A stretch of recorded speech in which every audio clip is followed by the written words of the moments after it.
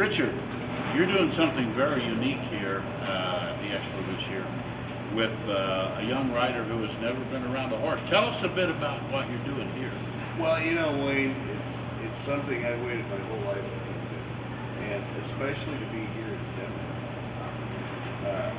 I'm old, so I of course been really, just flying out here. So I said to Bill Skevy, I says, hey, if there's a chance, if we've got some inner city kids, because we need those kids to be inspired to be our new riders to come up.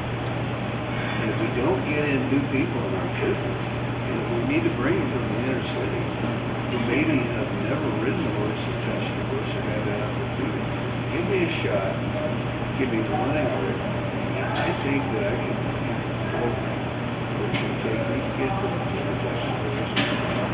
And if I can get their confidence, get them to love these horses, I can get them to ride, walk, trot, and camel in 1 hour. He says, I'll make my insurance was that good. And I said, you know what, Bill? Really, horseback riding is saying it's the emergency room doctor. You see the motorcycle riders and think they're horseback riders. No, Right. Horseback riding is not. Most of us men, as we get older, John, we start letting our pride getting away. So when we have children that ride well, or we have a wife that really rides well, we're embarrassed to go out because maybe we don't know how to put the halter on. We don't want to look stupid. And believe it or not, the AQHA took a survey, and that's 50% of the reason why a lot of men don't ride. We have over 80% of women in the business. They're embarrassed. And then there's other reasons. It can be expensive. And like Kamala here, who lives in, let's do a little living here. This is going to be great. Do you live out on a big ranch and farm in the country? No. Where do you live? Okay. Suburbs. So she's in the city, basically, on the freeways. So horses aren't right in the backyard. And so many of our population now don't live out on ranches and farms, and so we're not around animals, we're not around horses. But let me tell you what, they still have a love for animals. They still have a love for horses. So having the accessibility to horses, like when I grew up, it was part of 4-H, it was part of life. Dick, we were, you were from Detroit. Yeah. Okay. So anyway, to do this demonstration today, I couldn't do this on my own. I have to depend on superstars. And why this went well the other day and is going to go well today is this time, other than when I was in Pennsylvania 28 years ago when I tried the same demonstration and actually had a rider fall off because I wasn't prepared. I didn't have Julia Hershey. Julia's here. She's not only a CHA professional, she's on our certification program. She lives in Colorado, right here, right out in Colorado Springs. She is a teacher par excellence, loves horses. She has one of her best friends, I would say her best friend, this mare right here that's 24. And she's probably started more horses than Martha Stewart's cooked cakes. So we've got the perfect horse, 24, given a lot of lessons. We've got a very talented trainer, instructor, and I'll tell you what, of all the instructors I've worked with, and I've worked with a lot of them, from South Africa to Australia, Julia Hirsch is as safety conscious as anybody. She would catch this girl in the mid-air before she hit the ground. That's the kind of teacher she is. So my fears of anything happening aren't going to happen. Our other rider over here, Tiffany, give us a little wave out here. Tiffany Stover her mother is in our program, also a teacher. But I'll tell you what, have you ever seen situations, Dick, where the kids out do better than the parents? As teachers and instructors, riders. This girl's amazing. Wayne, we met her right up there, of all places, at the Wisconsin Horseback Show that we've been at many times. And she's helped me with seminars before. I'm going to really work my hardest to get her to come back in August and take a level of our program. Shake your head yes. Oh, yes out of this. But this girl's good. She's not only competed on an intercollegiate team, she's shown high school rodeo, or show, the whole thing. She's a very nice young woman. And even though her boyfriend's kind of an outlaw. So Phil's here too. Let's give Phil a hand. Yeah. And let's give Julie and Tiffany a hand. And then, of course, we've got a foreign exchange student from Poland. Take your hat off and wave to the crowd. It's with Kim. Let's give her a hand. She's going to bring the ball out. And so anyway, we're kind of going to get started. And what I really need is somebody that's really got a little fear in them. You need to be fear, because this I can kind of also do in this one. So, young lady in the yellow, we know that you're a little afraid of getting height. And I'd rather have somebody that's never ever rode before, but let's use you if you don't mind. And she's over 20. Typical Denver lady that is going to have a chance today. And with both these riders, they will walk, trot, and canter here, Wayne, in just less than 40 minutes. So we're going to get the horses ready. All right, so yeah, that's one major thing. Second major thing we're going to do is make sure that riders, we have a couple riders here that we know is going to have the coordination to kind of do this. So girls, come on, and Donna, look at me for a second. And audience, as you're sitting up there, how many of you have friends at home that have never been around horses? You have friends? Okay. How many of you up there have those friends say things to you like, how come you spend so much money on those things? I got a lot of those, yeah. Husband too. And what is so special about it? Well, let me show you. If they can do this, they are a candidate to share the greatest hobby, fun thing, exercise that life can ever bring you. Are you with me? And here's how it's got to start. Everybody write down. I was on an incredible panel with Gail Lampy. Gail's a teacher at William College in Missouri that has been a colleague and a friend for years. She replaced Tom Crabtree as what we call the South Sea Guru. Gail's written books, a superstar. She's on the panel with Denny Emerson. Denny's an Olympic coach, Olympic gold medalist at the Pan Am Games, multiple gold medalists, superstar. So I'm really in good company. And we're on this panel. And I'm doing some of the things we're going to talk about here, muscle memory, entrainment. And Denny kind of took the mic and he said, made a comment. He said, if, ladies and gentlemen, you understand what Richard's talking about, rhythm and timing, you can ride horses, you can jump horses, but if you don't have that one thing in your muscle memory, this will never happen. And so I found out that maybe there are a few people, Dick, that really aren't good candidates to ride. And getting them to ride is probably the worst nightmare you could have to do. So if you can't do what I'm about to do next, sitting in the stands, buy a boat. Come on out. We're going to have you stand beside our older rider. And if she goes to fall off that ball, don't let her hit the ground. Okay, girls, now here's what we're going to do. We're going to bounce. 1, 2, 1, 2. Get it going. And punch with your arms. Now, those of you who want to do this flying lead change and learn it, don't burn your horse up. Don't get him sour. $7, Wally World, watch TV, bounce on the ball twice a week. In 30 days, your muscle memory will be so solid, Dick, that you can close your eyes and you can go into a dream. Because muscle memory means you can now ride this horse without thinking about bouncing. Muscle memory means now that you can do this one, that you can now pick up a load. So now we're going to take our hand, girls. We're going to look right up here at the audience. We're going to take our hand on this side toward me. And you'll notice I'm saying this side toward me. Gallop. Actually, like you're, there you go. Good. Oh, good.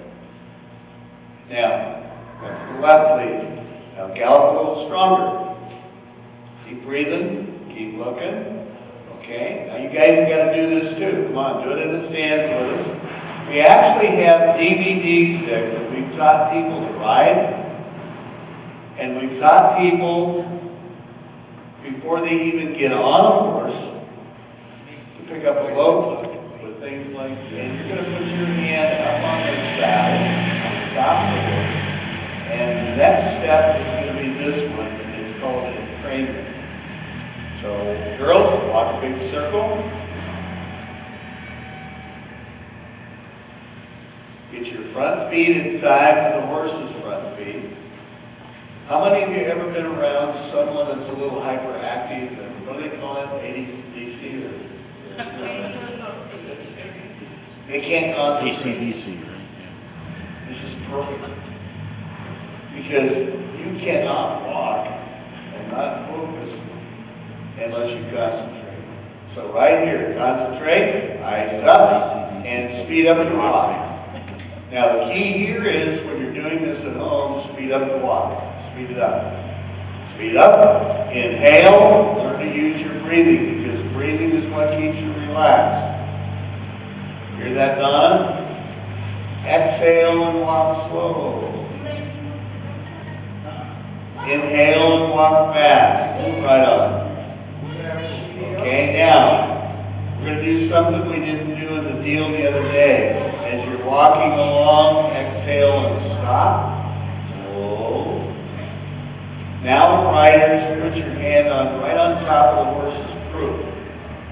His bum. There you go. There you go, croup. There you go. Prepare. Walk with the hind feet. Now, if you've got kind of a Michael Jordan student, and they can walk in time with the hind feet, right now, Wayne, what you've got is probably a candidate that's going to do the dressage and the reining and the higher level stuff. Does that make sense? Because once you get in time with the hind feet, here's where the collar is.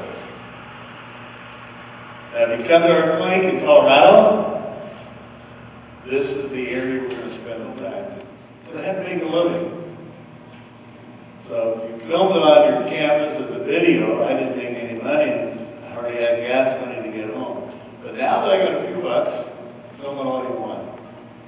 So put it on your phone, put it on the Facebook, because the more people we get out, and if we can tell the public this is safe, this is fun, and it's more exercise than anything you can do except swimming.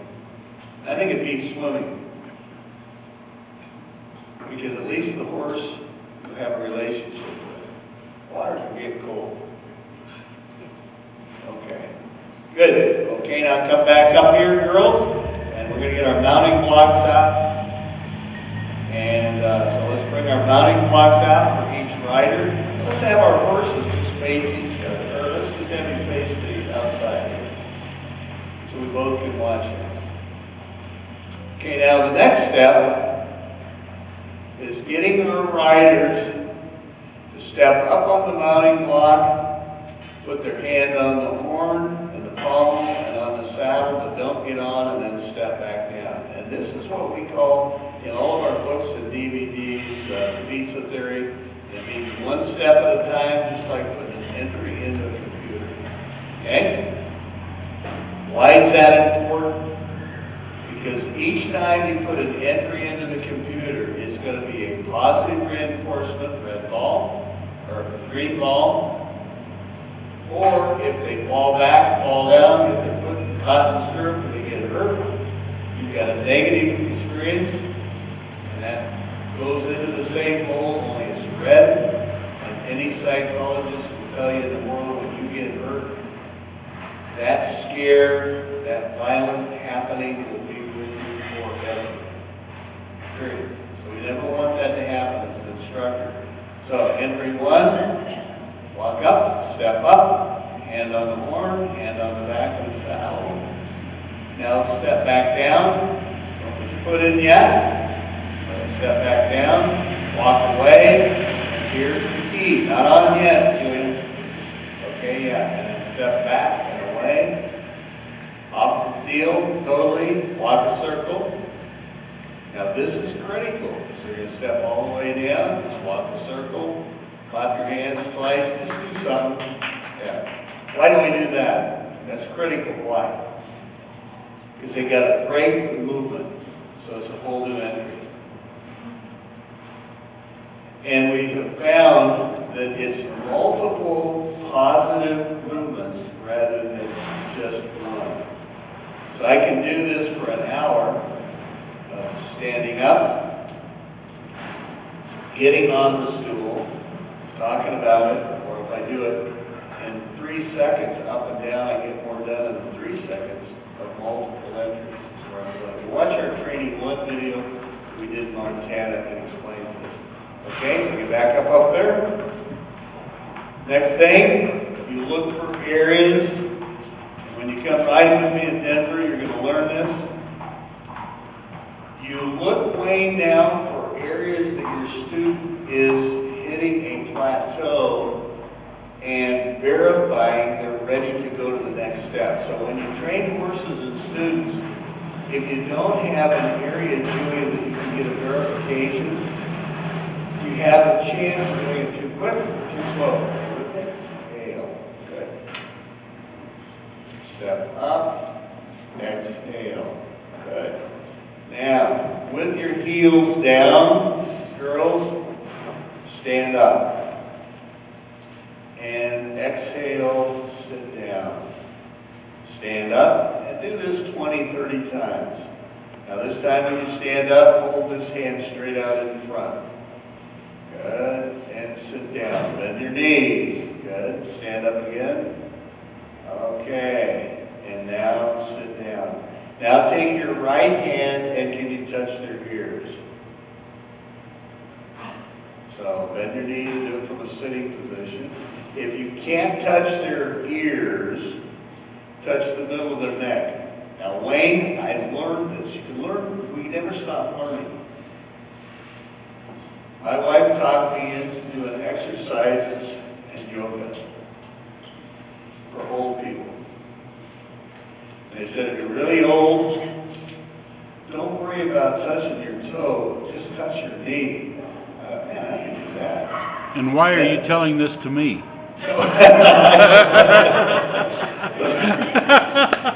So now, they say, if you can't touch your knee, touch the middle of your leg. And I'm thinking, I'm liking this exercise. This is great. Yeah, I'm going for it. So, middle of the neck, touch, either arm. Now, way back and touch your tail, stretch. Sit down and do it in a sitting position. Yeah. Why is it important to do it in a sitting position? Now, I don't care whether you take riding lessons, tennis lessons, swimming lessons, chess lessons. The most important thing you can ask your instructor is why. Why? Otherwise, if you don't know why, you leave your lesson and you don't know why you're going back to do these things. Does that make sense? So right now, back to the middle of the neck. Top of the croup. Okay. Now, what I'm going to do now, guys, get that student to speed up and slow down. Speed up and slow down. So every time you go to speed up, inhale. Exhale and slow down. Why? Number one, every time you speed up, slow down. Watch Gil Gurney, our gold medalist in dressage. I was at her place the other day. 80% of her training is extension collection. Why? Because every time you speed up and slow down on any horse, you're saying to their brain, you're the boss, trust me. Does that make sense? Okay, now speed up again. Inhale, and Julia, pick up a little jog. Now, if you've got a mother and daughter doing this, the mother wants to lose a little weight, get her to lead the horse. If you've got a father, anybody ever have a father that's a little hyperactive, nervous, get them to jog. Okay, I'm being silly now. Look at this, look at this. Just amazing. And walk. This is just something. Now she's going to lunge her at a walk. Now here's the key you gotta learn to do. Punch, punch, punch, punch. Get stronger in your punch and pick up a trot. When you get back out there in the middle, there you go, Julia. Watch your big arms out there, Julia. You got some obstacles. Don't want to run into that now. Okay, good girl. Look at this. I'm liking it. Okay, now you're going to inhale, and Julia's going to give you a little timing, and she's just going to have you post with the rhythm. 2, 3, and just try a little lift in your seat. Let your hips open and close, open and close. You're doing good. You're doing good. Back